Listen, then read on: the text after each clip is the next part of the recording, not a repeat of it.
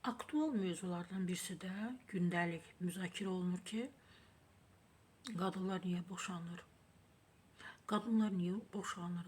Bir ildə ailə qurub, 2 ildə ailə qurub, 1, 2 ya 3 övladı dünyaya gəlib, artıq qadın boşanmaq qərarına gəlib və israrlıdır boşanmaqda və boşanır da. İllər öncə xırda uşağa görə 1, 2 ya 3 uşağa görə xırdaca bir aliment alınır datadan. İndi alimentlərin də yüksəlib, çoxdur daha doğrusu. Məsələn, mən maraqlanmışam, 2 uşağa görə 500 manat aliment verən ata var. Hələ 2 uşağa 600-700 manat belə aliment verən uşaq var. Valideyn var, daha doğrusu üzr istəyirəm, ata var.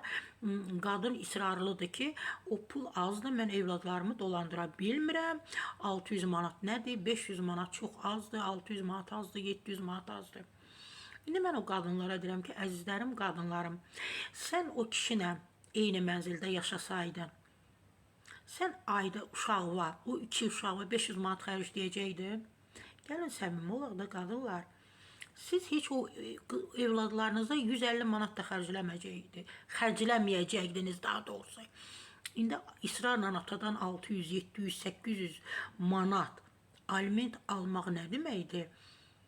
Təkcə sən evladları yox, atını, anını, nə bilim, qardaşı, bacı, özünü o pulla saxlayırsan, amma yenə də deyirəm ki, belə kişini məcbur edir, təkrar məhkəməyə verir və çalışır ki, alimenti daha da çoxaltsın, artırsın və buna da nail olur.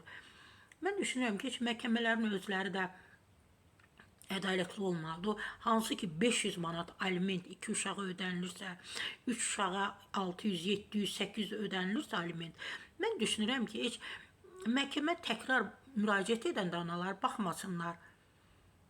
Məncə o onlar üçün bəsdir də. Ata özünün 1 manatı yoxdur. Aldığı 400-500 manatda onları qəpiyinə qədər uşaqlara ödəyir. Özü neynəməlidir? Hörmətli qadınlar, hörmətli analar, oğurluq mu etsin atalar? Yol mu kəssinlər? Nə bilim, soyğunçuluq mu etsinlər? Kimisə qətlə mi yetirsinlər? Düzdür, mən deyirəm, yenə də uşaq dünyaya gəlibsə valideynlər, hər iki tərəf, ata da, ana da cavabdehdir.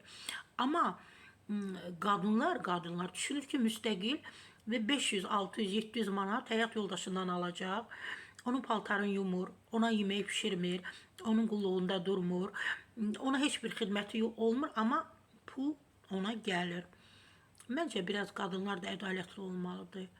500, 600, 700 manat məncə aliment çoxdur.